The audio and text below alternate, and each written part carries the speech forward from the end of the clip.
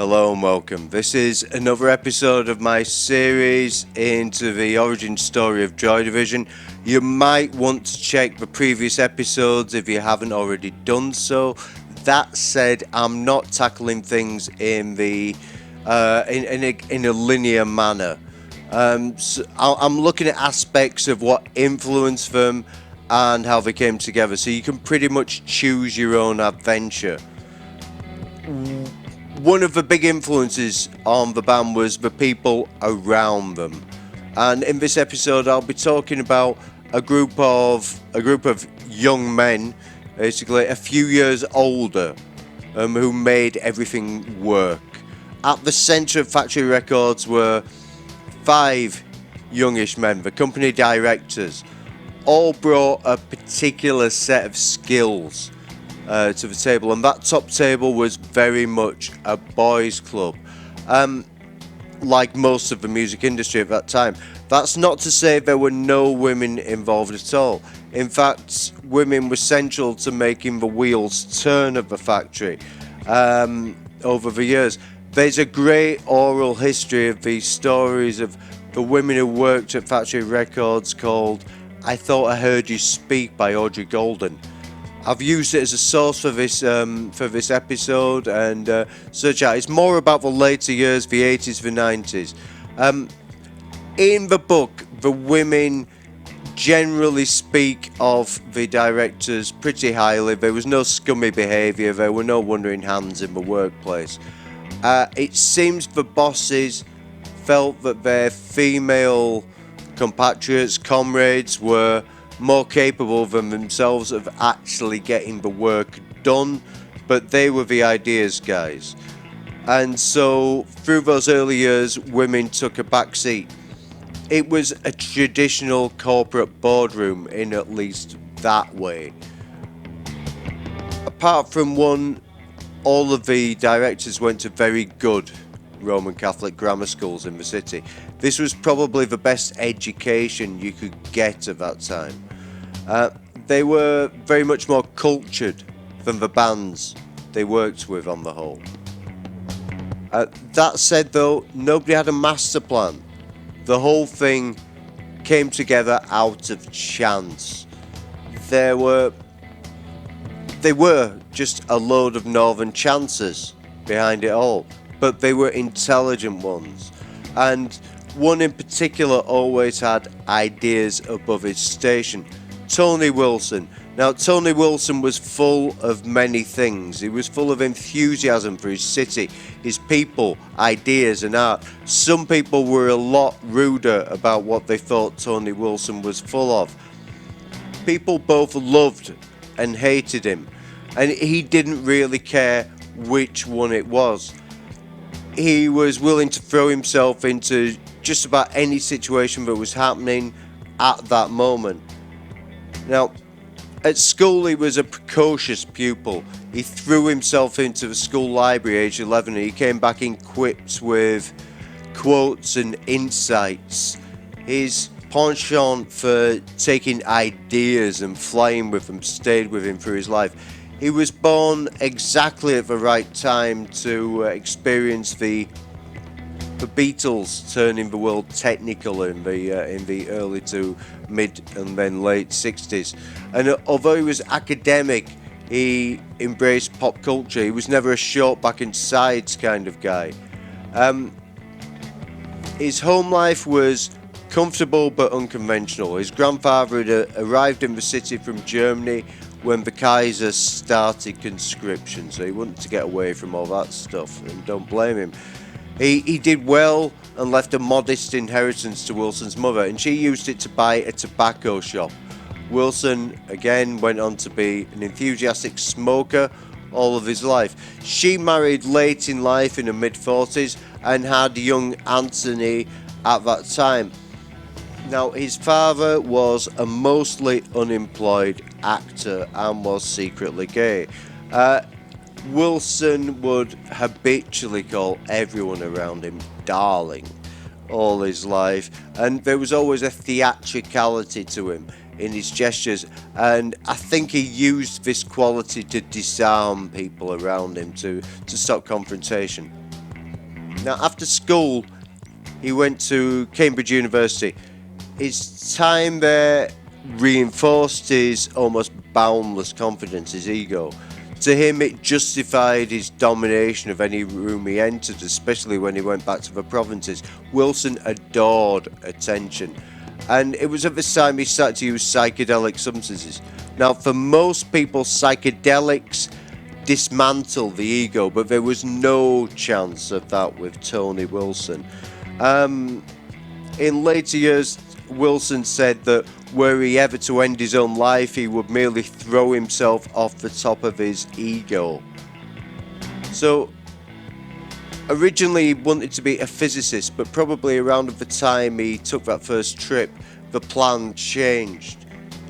He'd set his mind on becoming a TV journalist, and just before that, I think this decision was partly made by just before his third year, he learnt of the death of Jimi Hendrix from ITV News, but he didn't really learn anything. There was only that fact Jimi Hendrix was dead. There was no tribute, no footage.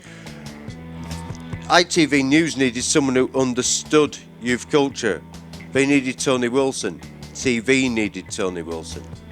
So almost effortlessly, he entered a job for ITN News. In the interview, he told them that he didn't think much of their coverage of Jimi Hendrix, and miraculously, they bought that. So he took himself. He didn't last long in London. He didn't like London at all. So he took himself back up the road to Manchester, and a Cambridge graduate going back to Manchester, a local boy made good, could basically walk into any job he wanted. At this time, only 6% of people went to university even, never mind Cambridge. So he got himself a slot on the local nightly news programme. But as with all junior employees, he entered adulthood's waiting room. He was willing to do just about anything that they told him. He was enthusiastic, he'd talk to anyone, he did stupid stunts. There were only 3 channels in those days, and the news was the one thing that most people watched, so in Manchester most people knew him, and as well it was given the fact that ITV was the channel of the working classes, so everybody knew who he was. He was the tosser off the telly, and he did not care. Here's a story that gives you an idea of his pretty non-radical music taste and how the people of Manchester thought of him at that time. He interviewed Emmylou Harris, the kind of country rock singer, and asked her if she'd play a song by Gram Parsons at that night's gig. Gram Parsons was her ex and had also died a couple of years earlier. She told this story on stage, and upon saying the name Tony Wilson, 2,000 people shouted the word wanker. But somehow Wilson thrived through all of this, and it was this confidence that led him to the door of Liverpool beat poet Roger McGough. Now, Wilson had been such a fan of McGough that he'd set up his fan club while he was at university. McGough was at this time living in the same house as his wife but separated, and when she answered the door to Tony Wilson, they found a mutual attraction and started an affair. Thelma McGough was a few years older and had many years before been John Lennon's girlfriend, and also she'd been out with Paul McCartney for a time. So again, here was another ego boost for the young Tony Wilson. He was something that blew his mind. He was now in rock aristocracy, and he was similarly complimented when his hero Roger McGough wrote him a poem telling him to sincerely stay away from his wife. In Paul Morley's biography of Tony Wilson, he says that the affair went on until 1976, so he didn't heed his advice. Having a steady wage coming in let Tony Wilson go out to gigs, to concerts, to parties, to pontificate, to hold court, and he was a social fulcrum. He loved to have fun. He was a womanizer. He was everywhere and knew everybody. Now, one ironic upshot of James Anderson's crackdown on Manchester nightlife in the 1970s was the fact that probably more people ended up taking drugs at house parties because it couldn't be enforced. The rules couldn't be enforced there. There were no burly bouncers, and for a start, there was nobody going to have a fight there. It was easier to skin up or drop a trip. So house parties became a fixture of the scene, and friends would convene in a flat after pubs or a concert. They'd gather over hot knives, trips, or just a Watney's Party 7 barrel, and they'd listen to music. They'd talk and talk, and if Tony Wilson was there, he'd be talking the most. It was at one of these parties that Tony Wilson first met Alan Erasmus. Alan Erasmus is an enigma. From what I know, I think you could probably call him the spiritual chairman of Factory Records, but he's very difficult to get a fix on, partly because he's never really given interviews, especially about the Joy Division time. I'm going to address the matter of that surname. I'm not even sure that's his real name, although there's no evidence to prove me right out there.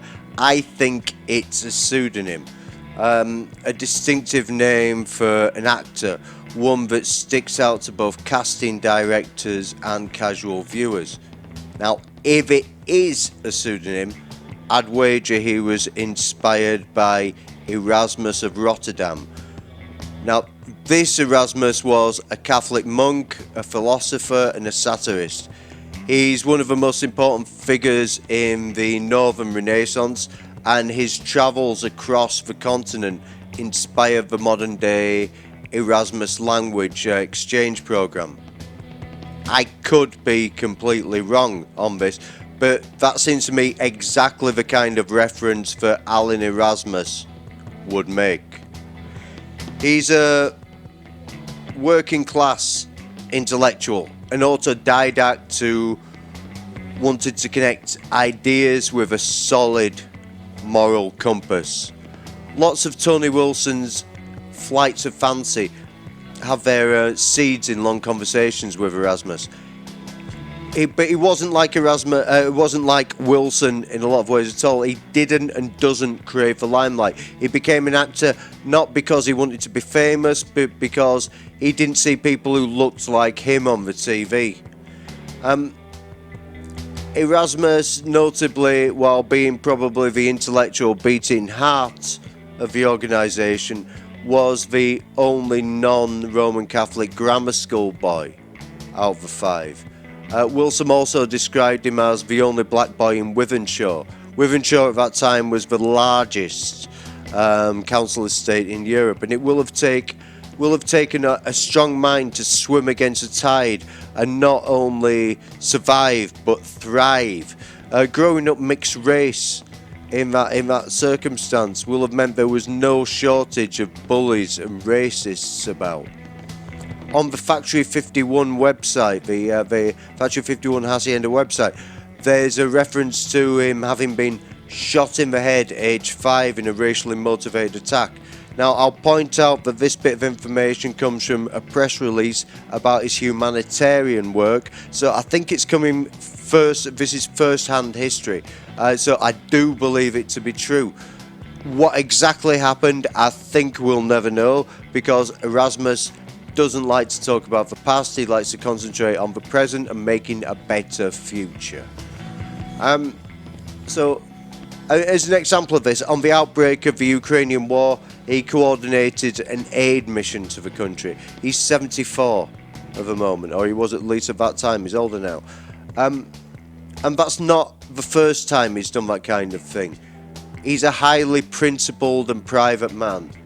And having seen Tony Wilson on the TV, he took an instant dislike to him. He was sure that he would end up in a fight with the guy if he ever saw him. But that's not what happened. They were at a party together, with Wilson holding court as he always did. And much to Erasmus' surprise, he found himself liking the tosser off the telly. They bonded over a lump of hash. Wilson wanted to buy some, so they met the next day and talked and talked and talked. The two men became fast friends. They were co-conspirators. It was Erasmus who proposed the name Factory for their club night. The story goes that Erasmus saw a sign saying factory closing and said, why don't we do the opposite of that, factory opening?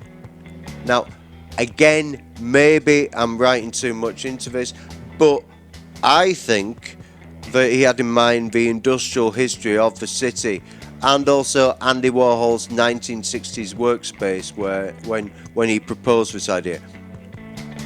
Again, I have no doubt we will never know what the actual truth is, but between Wilson and Erasmus there was a powerhouse of ideas. Whole worlds were built and ripped apart before dawn. But running club nights was one thing. They wanted to make something that lasted for longer.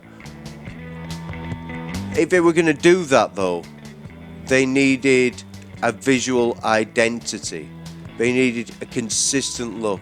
Something that chimed with the message of what they were trying to do. And that's where Peter Saville comes in. Now, Saville is another product of the poshest Roman Catholic boys' schools that Manchester had to offer. Apart from Erasmus, as I said before, all of the members of the board went to these schools, and perhaps there is something to be said of the what they call the Catholic education. I'm not Catholic myself, but maybe there is something to be said of the wide education that's given. Saville went on to study design at the Manchester Polytechnic, and a fellow student of his was Malcolm Garrett. Malcolm Garrett was the designer for Buzzcocks. He had his own style. It was innovative. It was very much a corporate identity, but it was cheeky at the same time. It complemented the music. So, with this in mind, with this idea of being a designer, Saville went up and introduced himself to Wilson with complete confidence at a gig.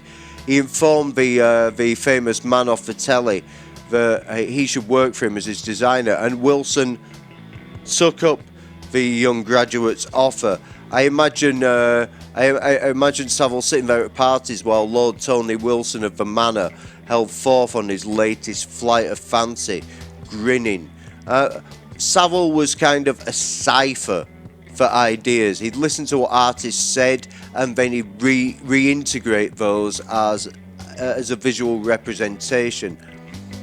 He was a Kraftwerk fan, and he'd been greatly inspired by the cover of Autobahn. Not the famous airbrush one, but the alternative cover with a kind of minimal logo that breaks down the idea of a motorway overpass into just a couple of lines, into a few lines. And he understood that clean design added to the music, and it becomes what the Germans call Gestaltungswerk. I think that's right. But it becomes a unified object, a unified art object. So when he was doing this, he was laser focused on the image that he wanted to project for each project. His attention to detail made the design stand out from the pack. They're unified, they're harmonious. He borrowed heavily from previous design schools. Again, he wasn't afraid to make things look classic. He wasn't afraid to make things look futuristic. He kind of blended the two. He had an attention to detail which made him almost always late. He nearly never hit his deadlines. And this attention to detail also made him expensive. But Factory Records always committed to the bit. They indulged Saville, they gave him complete artistic control, as they did with all the creators that they worked with. But what Saville did was develop an instantly recognisable house style for the label and its bands. And with Joy Division in particular, those records wouldn't have had anything like the same resonance were they wrapped in typical new wave sleeve. You know, 4 guys leaning against a wall, the lead singer snarling, and a garish logo. That kind of thing just wouldn't have worked. So instead, his designs were spacious. The look of the records was serious. It went along with the subject matter, and it gives and gave the music a timeless, kind of classical feel. Visually, it combined with the sound that factory records have, and they kind of mesh together. That sound was in no small part designed by, or almost completely designed by, Martin Hannett. Now, I've talked about Martin Hannett, Factory Records house producer, at length in other videos, but Hannett was at this time well known on the Manchester music scene. He was another dopehead going to shows. He'd known a lot of the same group of people for a few years, and though he only really unveiled the architecture of his sound with Joy Division, he'd been making recordings for a few years now and playing bass in bands. He'd even scored a bona fide hit. I think it got to number 7 with Jilted John, aka Graham Fellows, aka John Shuttleworth. So Wilson poached Hannett from a local Manchester label, Rabid Records. He now had his George Martin, his Brian Eno, and these 4 men were the original directors of Factory Records. Factory Records was a record company like no other. It was anarchic for a start. It kind of stumbled into shape through trial and error. The errors were usually financial, based on not so much anarchy as cluelessness. They didn't have lawyers or accountants for the first few years to check details, and this led to a lot of basic schoolboy errors. But they just got on with the action of producing what can probably be best called cultural artifacts. It wasn't just for music. There was an aura around every aspect of what they did. The ideas of the label were based on kind of a hodgepodge of philosophies. They were born out of long nights putting the world to rights. And a lot of this came from what's called situationism. Now, I don't want to go too in depth on this subject because it's very dry, but this was a movement based mainly in France that blurred politics and art with philosophy. They got involved with culture not just through writing books, but through what could be called, what they called, interventions. The situationist international movement criticised capitalism of the late 20th century heavily. They thought that despite the riches capitalism had brought for some people, it destroyed the very fabric of society. They believed that change happened through action.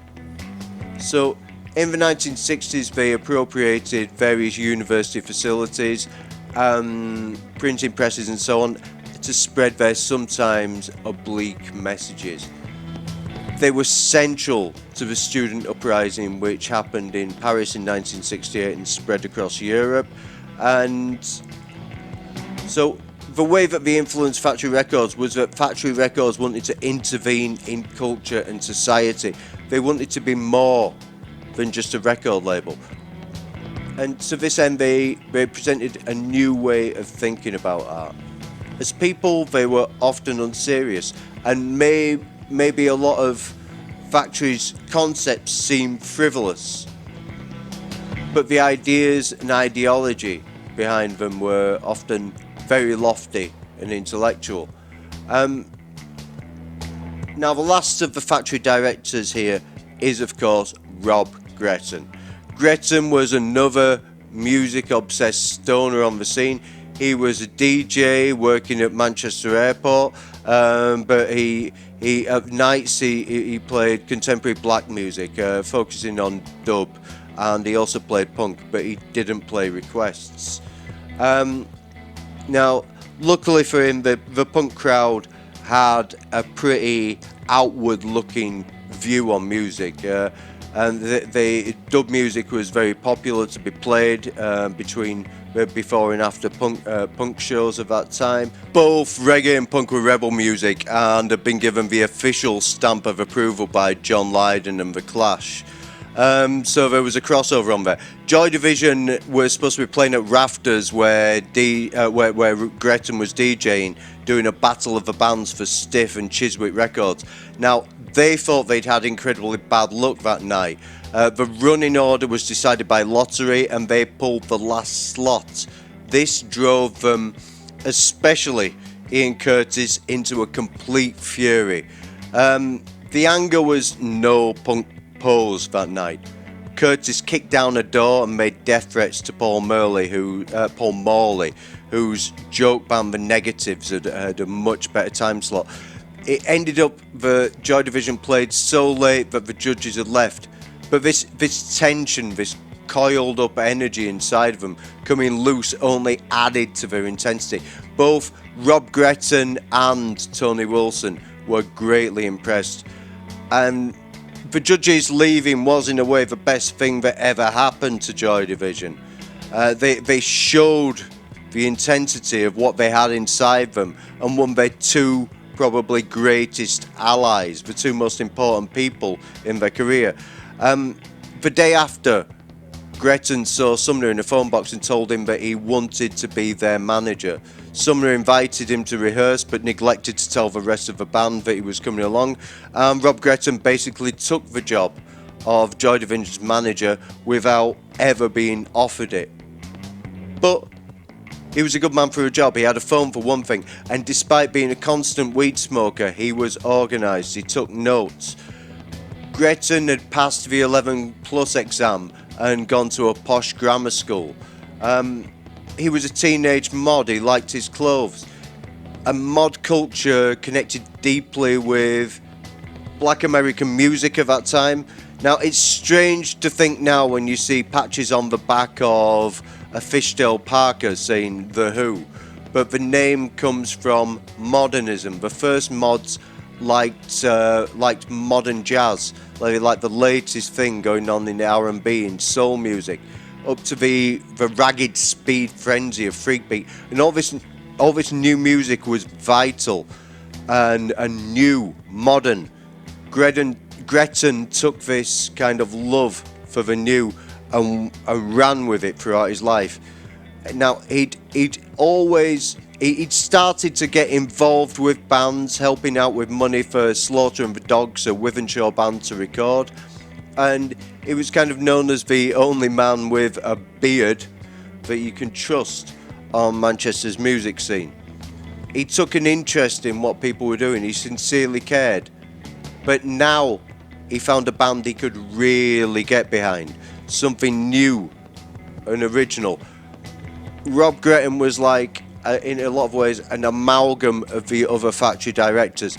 He had Wilson's willingness to throw himself into situations. He had Erasmus's instinct for decision making on the fly based on sound ideology.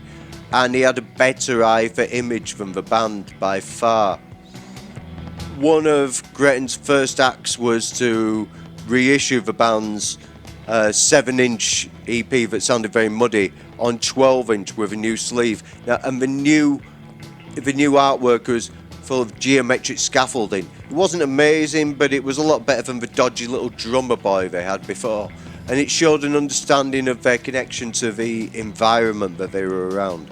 He got the importance of image, but he was a DJ. His job was finding music that connected with people.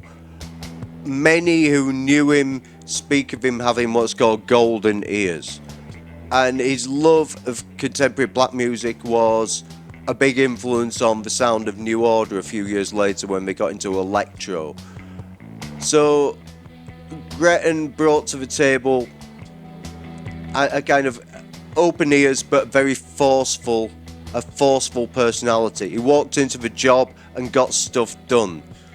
After not long, he spoke to Tony Wilson and convinced them that basically Joy Division should record for his label. They had They had other offers on the table, but he thought that Factory was the right one to go with. He understood that the project could only really work as a complete vision.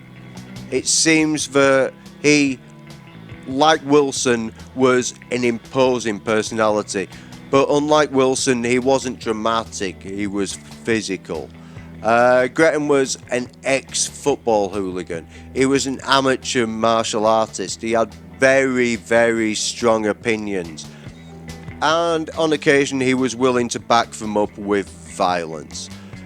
Now, luckily for the band, one of his strongest opinions was that Joy Division are the best band in the world. In short, he was the perfect man to take care of business. Now, one of the ways he pushed them into shape was by telling most of the members of the band to shut up in interviews. They were prevented from their kind of natural behaviour of lighting each other's farts and telling dirty jokes and basically insulting each other, which wouldn't have really fitted with the music. So they had always the constant threat of a clip around the ear from Rob Gretton's big hands. That really stopped them showing their true colours as four daft lads instead of incredibly serious young men. Ian Curtis was pushed to the front, but he didn't exactly open his heart to the press, and so it was left to journalists to fill in the void. In particular, Paul Morley, The NME, and John Savage wrote thousands of words about the band and took up the cause. Factory had rules. They didn't advertise, the artists owned their music, they didn't use lawyers, they had fun, or at least at the start they did. Between the directors, they had the skills and the connections to get things done. So this group of personalities, almost by chance, put together a company. The work day would start at 10 o'clock or so, joints would be rolled and ideas had. They were making everything up as they went along, asking what the rules were and how they could break them. This was a company that refused to put even minimum information on the first album that they put out, the cover of Unknown Pleasures. That was commercial suicide at the time. No band name, no title, what good's that in a shop window? But despite that, the image became absolutely iconic, and any sane company would have put it onto t-shirts, but Factory Records didn't do that. They didn't even mind that other people did and made money out of it. And years later, when the taxman caught up with them, he accused the company of lying about never printing t-shirts, as he'd seen so many young people wearing them around the centre of Manchester. And on to today. I mean, millions, literally millions, have been made out of that image for Pulsar. Joy Division oven gloves, as Half Man Half Biscuit put it. So Factory was a glorious marijuana-infused melting pot of ideas. Some ideas were silly.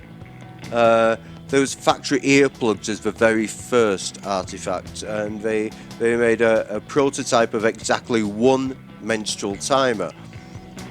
Some of the things seemed gimmicky, but actually built a very strong brand, like putting a catalogue number on everything. And in this sense, they were incredibly good business people. Factory Records is a masterclass on building a brand, and the members of the team worked together incredibly well. Tina Simmons, who was later a director of Factory, described them as being like the famous see no, hear no, speak no monkeys, but in reverse. Gretton heard everything with balanced ears. Erasmus saw everything completely openly. He'd always have new concepts. And Wilson always had his mouth open, always talking at a moment's notice. He was the spokesman that they needed. Now, Tony Wilson would probably sign off at the end of this video with something pretentious, so here will I.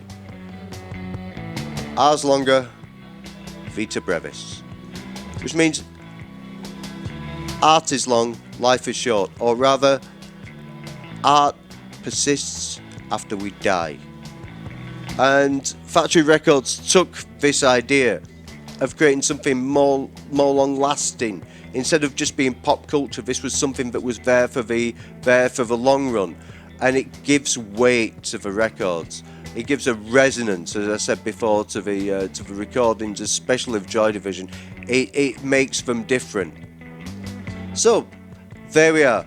Sadly, 3 of the directors are no longer with us. Martin Hannett, Rob Gretton and Tony Wilson, in that order, all have passed far too early. By right, they should all be living off the riches of the accidentally brilliant business decisions that they made, but so it goes.